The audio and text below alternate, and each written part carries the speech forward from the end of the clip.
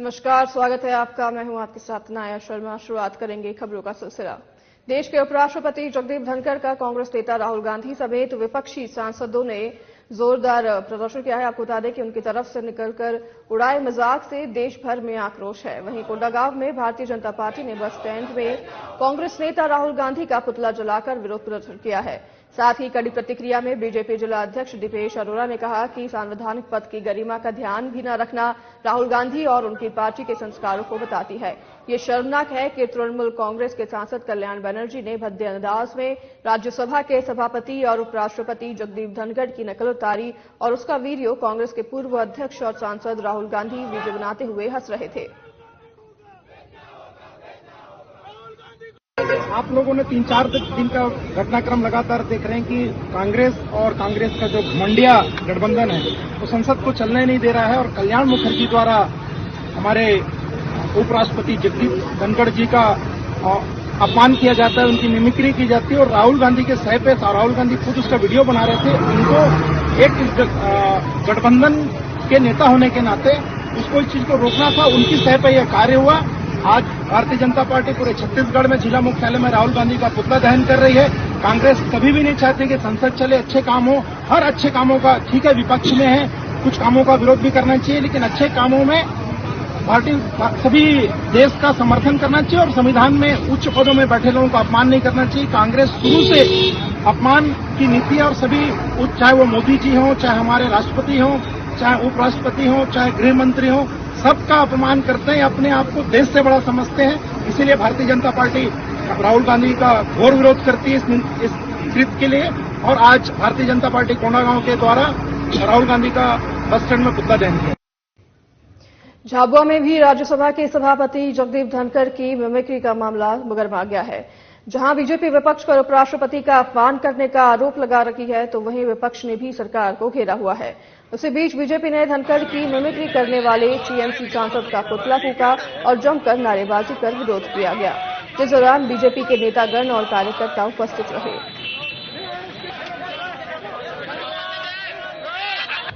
हमारे देश के सर्वोच्च पद राष्ट्रपति के बाद उपराष्ट्रपति का जो हमारा पद होता है, बहुत गरिमामयी पद होता है। सांसद तृणमूल कांग्रेस के बनर्जी ने जिस प्रकार से हमारे उपराष्ट्रपति का अपमान किया, हम झाबुआ जिले की ओर से हम उनका कड़ा विरोध करते हैं और ये उनका विरोध पूरे भारत ही नहीं, आसपास के अन्य देशों में भी उनका विरोध हो रहा है, क्योंकि इस प्रकार से संकीर्ण मानसिकता के लोग देश की सर्वोच्च संस्था का अगर इस प्रकार से अपमान करेंगे तो ये देश बिल्कुल भी नहीं सहेगा। आने वाला जो समय है 4-5 महीने के अंदर हमारे प्रधानमंत्री के चुनाव का निश्चित तौर पर जो जितने भी विपक्षी दल है, लोकसभा के चुनाव की जो भारतीय जनता पार्टी की लोकप्रियता को देखते हुए बौखलाहट भरी उनकी ये आवाज है। कोंडागांव में पूर्व प्रधानमंत्री अटल बिहारी वाजपेयी की जयंती सुशासन दिवस के अवसर पर 25 दिसंबर को जिले के 23,000 किसानों को लगभग 26 करोड़ रुपए का भुगतान किया जाएगा। कोंडागांव कलेक्टर दीपक सोनी ने शुक्रवार को समिति प्रबंधकों की बैठक में इस कार्यक्रम की तैयारी की समीक्षा की और आवश्यक निर्देश दिए। कलेक्टर सोनी ने कहा कि राज्य सरकार द्वारा लंबित धान उत्पादन प्रोत्साहन राशि वितरण कार्यक्रम के अंतर्गत ये आयोजन किया जा रहा है। इसमें किसानों को आमंत्रित करके उन्हें राशि भुगतान का प्रमाण पत्र प्रदान करें।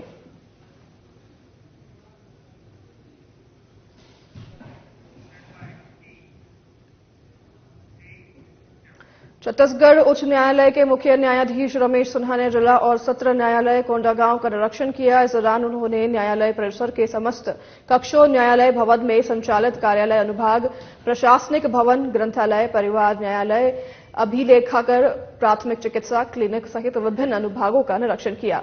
न्यायालय के निरीक्षण के दौरान उन्होंने नवीन भवन निर्माण के संबंध में कलेक्टर दीपक सोनी से चर्चा की, जिसमें कलेक्टर ने बताया कि वर्तमान स्थिति में नवीन जिला और सत्र न्यायालय भवन के लिए भूमि आवंटन प्रक्रिया पूरी हो चुकी है और विधि मंत्रालय में प्रशासनिक और वित्तीय स्वीकृति के लिए कार्रवाई प्रक्रियाधीन है।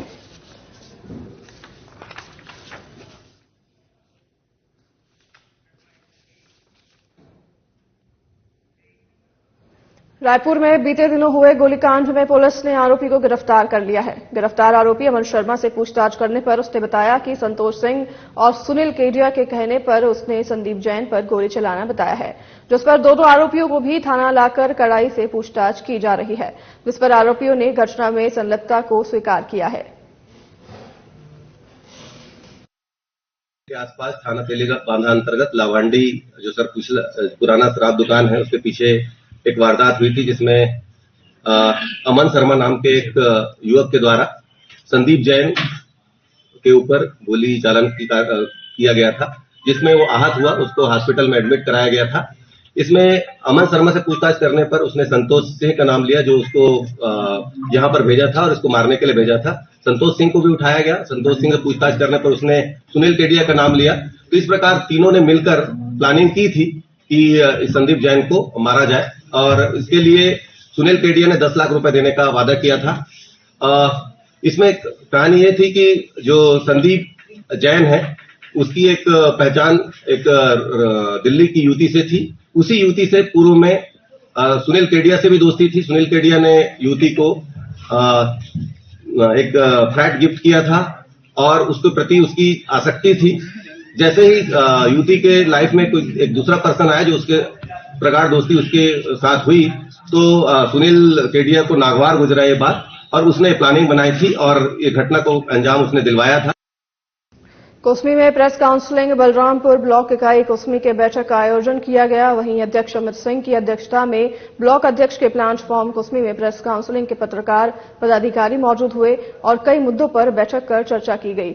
वहीं मुख्य रूप से आने वाले समय में प्रेस काउंसलिंग से जुड़े समस्त पत्रकारों पर अगर किसी भी प्रकार का अनावश्यक रूप से पत्रकारों को प्रताड़ित किया जाता है या किसी की तरफ से झूठा आरोप लगाकर फंसाने का प्रयास किया जाता है, तो हम सभी एक दूसरे के समर्पण भावना को लेते हुए झूठे आरोपों पर मुंह तोड़ जवाब देंगे। साथ ही प्रेस काउंसिल की तरफ से ग्रामीण क्षेत्रों में खेल के प्रति जागरूक करने की बात भी उन्होंने कही है। इस बैठक में अध्यक्ष अमित सिंह, कार्यकारिणी अध्यक्ष सह उपाध्यक्ष चंद्रदीप यादव समेत तमाम अधिकारी मौजूद रहे।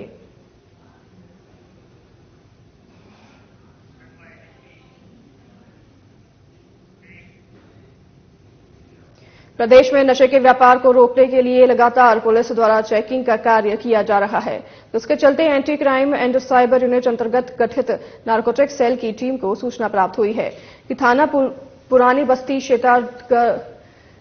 क्षेत्रांतर्गत साई मंदिर पास राधा स्वामी नगर में एक व्यक्ति अपने पास भारी मात्रा में गांजा रखे हुए हैं और गांजे को लेकर कहीं जाने के फिराक में था, जिस पर थाना प्रभारी पुरानी बस्ती को सूचना की तस्दीक कर आरोपी को गांजा के साथ रंगे हाथ पकड़ने में निर्देशित किया गया, जिस पर वरिष्ठ अधिकारियों के निर्देशन में anti crime and cyber unit और थाना पुरानी बस्ती पुलिस की संयुक्त टीम की तरफ से व्यक्ति को गिरफ्तार कर लिया गया है। थाना पुरानी बस्ती अंतर्गत राधा स्वामी नगर में सूचना मिली कि एक असगर खान नाम का व्यक्ति है। ये अवैध रूप से गांजा रखा हुआ है और इसको बेचने के फिराक में घूम रहा है। इस पर एंटी क्राइम स्क्वाड की टीम और थाना पुरानी बस्ती की टीम वहां पहुंची, उसको घेराबंदी करके पकड़ा गया। उसके कब्जे से 12.2 किलोग्राम 12 किलो 200 ग्राम गांजा जब्त किया गया है। लगभग 1.5 लाख के आसपास का गांजा है। एनडीपीएस एक्ट के तहत इसमें मुकदमा दर्ज किया गया है, कार्रवाई की गई है। इससे पूछताछ की गई, इसमें कुछ जानकारियां दी है। उन तथ्यों को क्लियर किया जा रहा है कि कहां से लाया था, कहां ले जा रहा था। केंद्र की बीजेपी सरकार ने लोकतंत्र पे अभूतपूर्व हमला करते हुए सदन के दोनों लोकसभा और राज्यसभा के विपक्ष के 142 से अधिक सांसदों को निलंबित कर दिया। इसी के साथ लोकतंत्र के सिद्धांतों की हत्या करते हुए संसद के लोकतंत्र को खत्म करने का प्रयास किया है, जिसके विरोध में इंडिया गठबंधन और अखिल भारतीय कांग्रेस कमेटी के आह्वान पे छत्तीसगढ़ प्रदेश कांग्रेस के निर्देशानुसार जिला कांग्रेस कमेटी कोंडागांव ने जिला मुख्यालय कोंडागांव में विरोध प्रदर्शन किया है। वहीं इस अवसर पर पूर्व मंत्री मोहन मरकाम ने कहा कि केंद्र की मोदी सरकार विपक्ष के सवालों से डरी हुई है।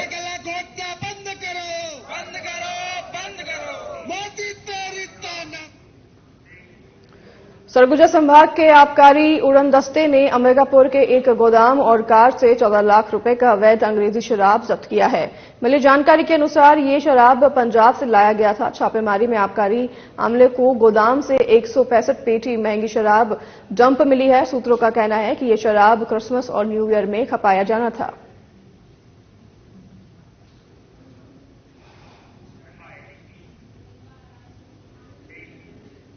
राजधानी रायपुर खारून नदी के तट पर बसे होने की वजह से खारून नदी का महत्व मां गंगा के समान लोगों के लिए हो जाता है, जिसको लेकर के करनी सेना ने 26 दिसंबर को भव्य खारून गंगा आरती का आयोजन किया है। साथ ही जिसमें 108 ब्राह्मणों द्वारा खारून नदी की आरती मां गंगा की तरह की जाएगी। साथ ही 2.5 लाख दीपकों के साथ 26 दिसंबर को राजधानी रायपुर का महादेव घाट दीपों के साथ प्रकाशमय होगा। 2 लाख लेकर के जब हम आगे निकले तो आज 13 महीने होने जा रहे हैं। हर माह की पूर्णिमा को हमारी समिति और हमारी टीम के द्वारा यह कार्य हर माह की पूर्णिमा किया जाता आ रहा है। ये 26 दिसंबर को वार्षिक उत्सव होने जा रहा है इस कार्यक्रम का। इसी पूर्णिमा से हमने शुरुआत 26 दिसंबर की जो पूर्णिमा आ रही है उसी पूर्णिमा से हमने शुरुआत की थी। उसका वार्षिक उत्सव 26 दिसंबर को होने जा रहा है। इसमें प्रमुख बात यह है और विशेष आकर्षण का विषय यह है कि बनारस की तर्ज पर यह आरती होती है और वहां से 108 ब्राह्मण आ रहे हैं जो इस कार्यक्रम को विश्व कीर्तिमान के रूप में लेके जाएंगे। वर्ल्ड रिकॉर्ड ही बनेगा। पूरे वर्ल्ड में 108 ब्राह्मण खड़े होकर के किसी भी घाट पे खड़े होकर के पहली बार ये छत्तीसगढ़ में आरती होगी, जहां पे 108 ब्राह्मण खड़े होकर के विशाल आरती करेंगे। उसके बाद उषा बारले जी का भक्ति में प्रस्तुति और उसके पश्चात जो है देश के बहुत बड़े गायक कैलाश खेर जी की प्रस्तुति रहेगी। सर, जैसा गंगा माता की आरती काशी में, इलाहाबाद में देखने को मिलती है, उसी प्रकार की अब हमें रायपुर में, हमारे छत्तीसगढ़ में भी देखने को मिलेगी। उसी प्रकार से जिस प्रकार से बनारस काशी के घाट पर जो है आरती होती है, उसी तरह से भव्यता से हम करने का प्रयास कर रहे हैं और उसी तरह की भव्यता से ये आरती का आयोजन। इतनी भारी संख्या में भक्तगण मौजूद होंगे, सुरक्षा व्यवस्था को लेकर क्या है? सुरक्षा व्यवस्था के लिए प्रशासन को लेटर लिखे गए हैं और मुझे पूर्ण विश्वास है प्रशासन का पूरा सहयोग मिलेगा। बेमेतरा जिले के अंतर्गत आने वाले नगर पंचायत बेरला स्थित स्वामी आत्मानंद अंग्रेजी माध्यम स्कूल में स्पोर्ट्स डे मनाया गया, जहां स्कूल के बच्चों के लिए विभिन्न प्रतियोगिता खेलों का आयोजन किया गया। वहीं बच्चों को बोरा दौड़, रोप स्कीपिंग और फॉग रेस, रस्सी कूद, नींबू रेस आदि खेल खिलाया गया, जिसमें सभी वर्ग के बच्चे भाग ले रहे थे। इस अवसर पर सभी खेलों में उत्कृष्ट प्रदर्शन करने वाले प्रतिभागी बच्चों को सम्मानित भी किया गया।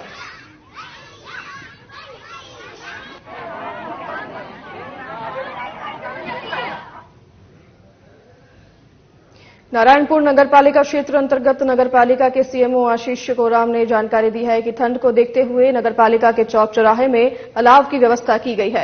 इसमें पुराना बस स्टैंड, नया बस stand, Bakhrupara bus stand, Rajiv Chowk, Sonpur road, Pathak Chowk, जिला अस्पताल, बुधवारी बाजार, एडका मोड़ सहित सभी चौक चौराहों में अलाव की व्यवस्था की गई है।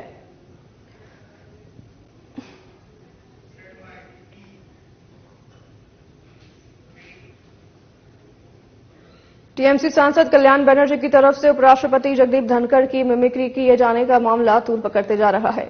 एक और बीजेपी की तरफ से प्रदर्शन किया जा रहा है, तो वहीं अब कांग्रेस भी सांसदों के निलंबन के विरोध में सड़कों पर उतर आई है। उज्जैन में कांग्रेस ने क्षीरसागर में स्थित कांग्रेस कार्यालय में समक्ष धरना देकर विरोध प्रदर्शन किया। वहीं नाराज कार्यकर्ताओं ने प्रधानमंत्री नरेंद्र मोदी के खिलाफ नारेबाजी करते हुए तहसीलदार रूपाली जैन को राष्ट्रपति के नाम ज्ञापन सौंपकर निलंबित किए गए सांसदों का निलंबन निरस्त करने की मांग की है। साथ ही शहर कांग्रेस अध्यक्ष रवि भदौरिया ने कहा कि केंद्र सरकार विपक्ष की आवाज को दबाने का प्रयास कर रही है।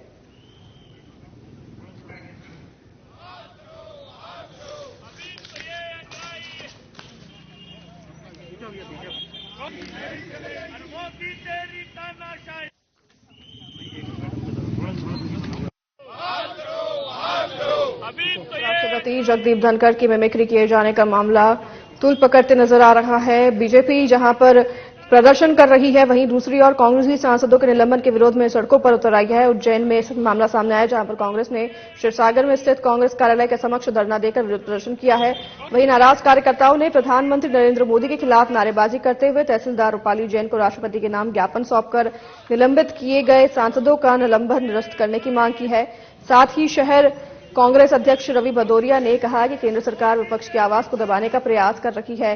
तस्वीरें आप स्क्रीन पर देख रहे हैं किस तरह से कांग्रेस कार्यकर्ता जो हैं सड़क पर उतर आए हैं और लगातार निलंबित हुए सांसदों के लिए धरना प्रदर्शन कर रहे हैं। बीजेपी सरकार के खिलाफ, केंद्र सरकार के खिलाफ ये धरना प्रदर्शन लगातार कांग्रेस कार्यकर्ताओं का जारी है। पूरे देश के अंदर ये धरना प्रदर्शन और ज्ञापन दिया जा रहा है। जिस तरीके से संसद में सांसदों की आवाज को दबाने के लिए अगर कोई सच्चाई बोलता है तो उसकी आवाज को दबाने के लिए विपक्ष के सांसदों का निष्कासन कर दिया जाता है। ये भारतीय जनता पार्टी की सरकार, नरेंद्र मोदी की सरकार, जो कि आवाज जो भी सांसद उठाते हैं वो जनता की आवाज उठाते हैं। उस जनता की आवाज को दबाने के लिए, उनकी आवाज को दबाने के लिए, उनका जो निष्कासन किया गया है उस निष्कासन को रद्द करने के लिए और हमारी आवाज को संसद में उठाने के लिए, सांसदों की आवाज को संसद में उठाने के लिए कि उनकी आवाज को न रोका जाए, ये धरना प्रदर्शन किया जा रहा है। निश्चित रूप से पूरे देश के अंदर तानाशाही का माहौल चल रहा है, एक तरफा काम चल रहा है। जो भी सरकार के खिलाफ बोलता है उसके घर ईडी और इनकम टैक्स और ये फलानी सब जो भी संस्थाएं इनको पहुंचा दिया जाता है, उनके ऊपर मुकदमे दर्ज करा दिए जाते हैं। उसी तरीके से संसद में जब आवाज उठाई जाती है, राहुल गांधी जी ने आवाज उठाई, उनकी सदस्यता रद्द कर दी गई। अभी जो सांसदों ने आवाज उठाई उनकी सदस्यता रद्द कर दी। अरे भाई, अगर विपक्ष की पार्टी है तो जनहित के मुद्दे तो रखेगी ना संसद के पटल पर। तो संसद के पटल पर जो भी आवाज रखता है उन सांसदों का निष्कासन कर दिया जाता है। आज हम धरने के माध्यम से, ज्ञापन के माध्यम से ये सरकार को चेताना चाहते हैं कि अभी तो हम ज्ञापन दे रहे हैं, लेकिन नए वर्ष में जनवरी में पूरे देश के अंदर एक बड़ा आंदोलन होगा और इस तरीके से अगर सांसदों की आवाज को दबाया गया तो कांग्रेस पार्टी और कांग्रेस पार्टी का पूरा गठबंधन जो इंडिया बना है उसे बर्दाश्त नहीं करेगा। छत्तीसगढ़ मुख्यमंत्री विष्णुदेव साय के बैठक के सख्त निर्देश पर अवैध शराब पर जिला राजनांदगांव पुलिस की तरफ से आबकारी एक्ट के तहत ताबड़तोड़ कार्रवाई की जा रही है। बता दें कि जिले में चलाए जा रहे अवैध शराब परिवहन की रोकथाम अभियान और मुख्यमंत्री के निर्देश के तहत 12 प्रकरण में 12 आरोपियों के विरुद्ध की गई है। वहीं जिले में चलाए जा रहे अवैध शराब परिवहन की रोकथाम के लिए ये कार्रवाई आगे भी जारी रहेगी।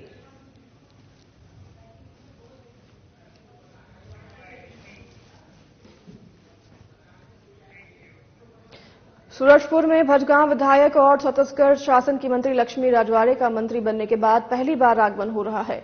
बता दें कि उनके स्वागत के लिए जगह जगह कार्यक्रम का आयोजन किया जा रहा है, जिसकी तैयारियां बीजेपी कार्यकर्ताओं की तरफ से की जा रही है।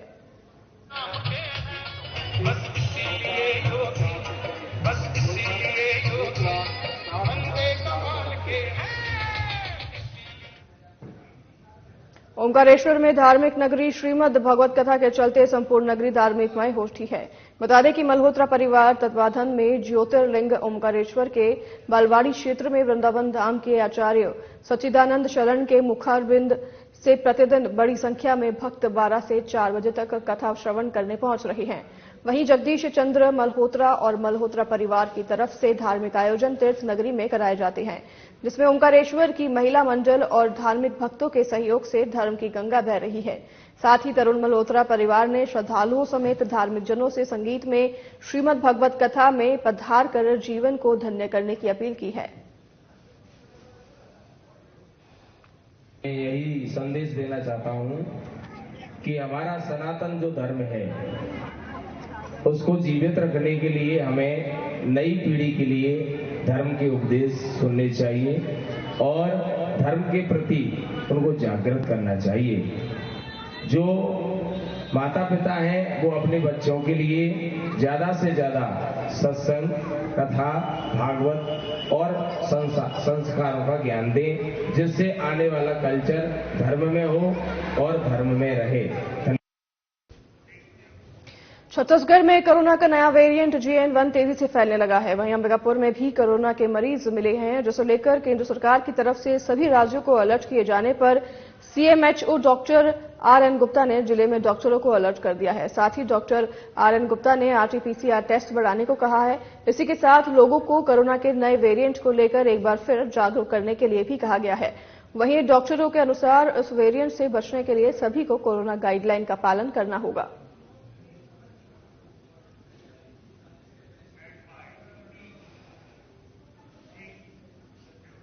अंबिकापुर में भारत सरकार के निर्देशानुसार राष्ट्रीय आविष्कार अभियान के अंतर्गत उच्च प्राथमिक शाला के प्रतिभाशील विद्यार्थियों को जिले के महत्वपूर्ण जगहों पर शैक्षणिक भ्रमण कराया जा रहा है, जिसे लेकर कलेक्टर कुंदन कुमार और पुलिस अधीक्षक सुनील शर्मा ने कलेक्ट्रेट परिसर में शैक्षणिक भ्रमण बस को हरी झंडी दिखाकर रवाना किया।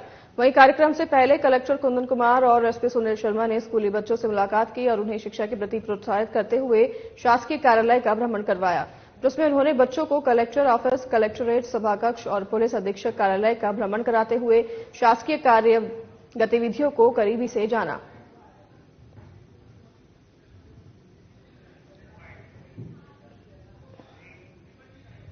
बिलासपुर सीसीएफ राजेश चंदेल और कटघोरा डीएफओ कुमार निशांत ने एक दंतैल हाथी को सड़क पर पार करवाया। वहीं दरअसल कोरबा इलाके में 50 से अधिक हाथियों का दल विचरण कर रहा है, जिससे आसपास के इलाके में दहशत का माहौल बना हुआ है। वहीं वाहनों की आवाजाही की वजह से सड़क किनारे एक लोनर हाथी फंस गया था, जिससे लगभग 20 से 25 मिनट तक हाईवे पर जाम लग गया, जिसके बाद अधिकारियों ने वाहनों को रुकवाकर हाथी को सड़क पार करवाया।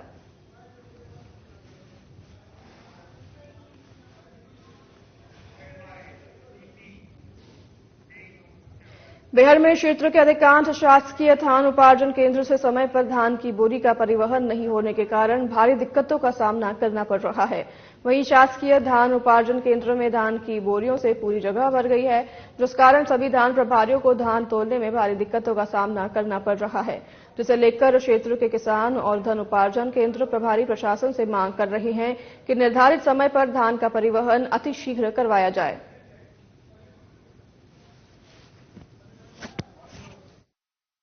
हम बात कर रहे हैं बैयर की। बैयर क्षेत्र में धान उपार्जन केंद्र में भारी दिक्कतों का सामना करना पड़ रहा है। सभी धान उपार्जन केंद्र में निर्धारित समय पर धान की बोरियों का परिवहन नहीं होने के कारण यहां पर सभी धान प्रभारियों को भारी दिक्कतों का सामना करना पड़ रहा है। सभी केंद्र धान की बोरियों से भरा हुआ है। किसान आ रहे हैं, किसान के धान रखने के लिए यहां पर जगह नहीं है। सभी धान उपार्जन केंद्र के प्रभारी प्रशासन से ये मांग करते हैं कि अतिशीघ्र परिवहन करवाया जाए। साधारण न्यूज चैनल से कैमरामैन शिवांग के साथ देवदत्त धानेसर, बैयर। कबीरधाम जिले के पिपरिया थाना अंतर्गत ग्राम रवैली में 2 साल से बंद गुड़ फैक्ट्री के सामान चोरी करने वाले 3 आरोपियों के साथ एक नाबालिग बालक को गिरफ्तार कर लिया गया है। मिली जानकारी के अनुसार सभी चोर कवर्धा के रहने वाले हैं और पार्थी द्वारा रिपोर्ट के आधार पर पुलिस की तरफ से बारीकी से जांच करते हुए आरोपियों की लगातार तलाश कर रही थी। पूरी घटना आरोपियों की तरफ से रात्रि के अंधेरे में अंजाम दी गई थी। वहीं पुलिस ने आरोपियों को गिरफ्तार कर लिया है और आगे की कार्रवाई शुरू कर दी है।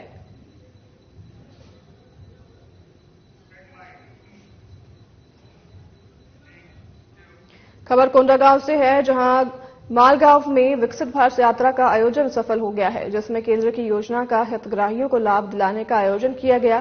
आपको बताने कि कार्यक्रम में बच्चों ने नृत्य कर माहौल का खुशनुमा बना दिया। इसी के साथ लाभार्थियों ने केंद्र की योजनाओं का लाभ किस प्रकार लिया, ये लोगों के अपने मुख से बयां किए हैं। बताया जा रहा है कि कार्यक्रम की अध्यक्षता मनबोध नेताम उप सरपंच के द्वारा की गई। वहीं कार्यक्रम में जनप्रतिनिधि और अधिकारी कर्मचारी गण उपस्थित रहे। इसी के साथ ग्रामीण कृषि विस्तार अधिकारी होमेश्वर साहू का योगदान विशेष रूप से देखने को मिला।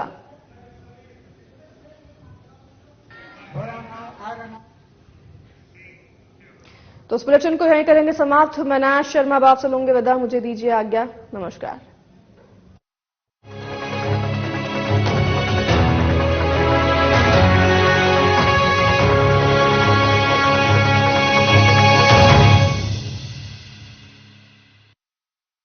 क्या आप दुबले पतले कमजोर हैं? आपकी सेहत नहीं बनती, भूख कम लगती है, वजन नहीं बढ़ता? दरअसल मेन बात खाना पीना खाना नहीं है, मेन बात है खाया पिया लगना। और अगर खाया पिया लगेगा ही नहीं